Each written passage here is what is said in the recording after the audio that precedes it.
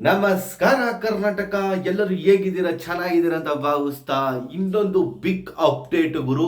ದರ್ಶನ್ ರವರ ಟೀಮಿಗೆ ಇದು ಶಾಕ್ ಅಂತಾನೆ ಹೇಳ್ಬೋದು. ಇದು ದರ್ಶನ್ಗೆ ಶಾಕ್ ಅನ್ನೋದಕ್ಕಿಂತ ಇಂಪಾರ್ಟೆಂಟ್ ಆಗಿ ದರ್ಶನ್ ರವರ ಗ್ಯಾಂಗ್ ಏನಿದೆ ಅವರಿಗೆ ಇದು ತುಂಬಾ ಕ್ರಿಟಿಕಲ್ ಆಗುತ್ತೆ ಅಂತಾನು ಹೇಳ್ಬೋದಾಗುತ್ತೆ. ಏನಪ್ಪ ವಿಷಯ ಅಂದ್ರೆ, ಸಿ ನಾಗೇಶ್ ರವರು ಒಂದು ಅನುಮಾನನ ವ್ಯಕ್ತಪಡಿಸಿದ್ರು. ಏನಂದ್ರೆ, ಈ ರೇಣುಕಾ ಸ್ವಾಮಿ ಬೇಡಿಕೊಂತಿರುವ ಒಂದು ಫೋಟೋ ಆಗಿರ್ಬೋದು, ಮಲಗಿರುವಂತಹ ಒಂದು ಫೋಟೋ ಆಗಿರ್ಬೋದು, ಇದು ಎಡಿಟೆಡ್ ಫೋಟೋ ಅಂತ ಅವರು ಒಂದು ವಾದ ಮಾಡಿದ್ರು. ಆ ವಾದದ ಪ್ರಕಾರ ಪೊಲೀಸ್ ಅವರು ಏನ್ ಮಾಡಿದ್ರು ಅಂದ್ರೆ, ತಿರ್ಗಾ ರಿಪೀಟ್ ಆಗಿ FSL ರಿಪೋರ್ಟ್ಗೆ ಆ ಒಂದು ಫೋಟೋ ಏನ್ ತೆಗೆದಿದ್ರು ಫೋನ್ನ ತಿರ್ಗಾ FSLಗೆ ಕಳಿಸಿದ್ದಾರೆ. ಆ FSL ಕಳಿಸಿದಂತ ಒಂದು ಆ ಫೋಟೋನ ಇದು ಒರಿಜಿನಲ್ ಫೋಟೋನೇ ಅಂತ ಕೂಡ ಇವತ್ತು ಬಂದಿದೆ. ಇದು FSL ರಿಪೋರ್ಟ್ನ ವರದಿ ಆಗಿದೆ. ಇದು ತುಂಬಾ ಕಂಟಕ ಆಗಬಹುದು ಅಂತ ಒಂದು ಅನುಮಾನ ಇದೆ. ಮತ್ತೆ ಇನ್ನೊಂದು ಏನಪ್ಪಾ ಅಂದ್ರೆ, ಇವಾಗ ಸುಪ್ರೀಂ ಕೋರ್ಟ್ಗೆ ಹೋಗ್ತಾರೆ ಅಂತ ಹೇಳಿದ್ರು. ಅದು ಇನ್ನೂ ಯಾಕೆ ಹೋಗಿಲ್ಲ ಅಂತ ಕೆಲವರು ತುಂಬಾ ಕ್ವಶನ್ಸ್ ಆಗ್ತಾ ಇದ್ರು, ತುಂಬಾ ಕೇಳ್ತಾ ಇದ್ರು.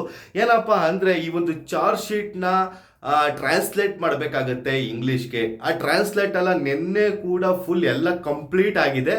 ಇನ್ನೊಂದು ಸಾರಿ ಕ್ರಾಸ್ ಚೆಕ್ ಅಂತ ಒಂದು ಅಂಶ ಇರುತ್ತೆ. ಕ್ರಾಸ್ ಚೆಕ್ ಮಾಡಲೇಬೇಕಾಗುತ್ತೆ. ಅವರ ವಕೀಲರು ಏನಿದಾರೋ ಇನ್ನೊಂದ್ಸಾರಿ ಕ್ರಾಸ್ ಚೆಕ್ ಮಾಡಿ, ಏನಾದ್ರು ಪದ ಮಿಸ್ಟೇಕ್ ಇದೆಯಾ, ಏನಾದ್ರು ಬಿಟ್ಟೋಗಿದೆಯಾ ಎಲ್ಲ ಚೆಕ್ ಮಾಡಿ, ಎಲ್ಲ ಪ್ರೋಸೆಸ್ ಆದಮೇಲೆ ಖಂಡಿತವಾಗಿ ಇವರು ಸುಪ್ರೀಂ ಕೋರ್ಟ್ಗೆ ಹೋಗ್ತಾರೆ. ಅದು ತುಂಬ ತಡ ಆಗುತ್ತೆ ಅಂತಲೂ ಹೇಳ್ಬೋದು. ಆ್ಯಂಡ್ ಏನಕ್ಕಂದ್ರೆ, ಆಲ್ರೆಡಿ 3 ವಾರ ಕಳೆದೋಗಿದೆ ದರ್ಶನ್ ಅವ್ರಿಗೆ ಜಾಮೀನು ಸಿಕ್ಕಿ, ಮಧ್ಯಂತರ ಜಾಮೀನು ಸಿಕ್ಕಿ. ಇನ್ನೊಂದು 3 ವಾರ ಅಷ್ಟೇ ಇರೋದು. ಅಷ್ಟರಲ್ಲಿ ಏನಾಗುತ್ತೆ ನೋಡೋಣ. ಅಷ್ಟರಲ್ಲಿ ಇವರು ಹೋಗ್ತಾರಾ ಇಲ್ವಾ ಕಾದು ನೋಡಬೇಕಾಗುತ್ತೆ. ಮತ್ತೆ ಇಲ್ಲಿ ಪ್ರತಿವಾದ ಕೂಡ ಇಂಪಾರ್ಟೆಂಟ್ ಆಗಿರುತ್ತೆ.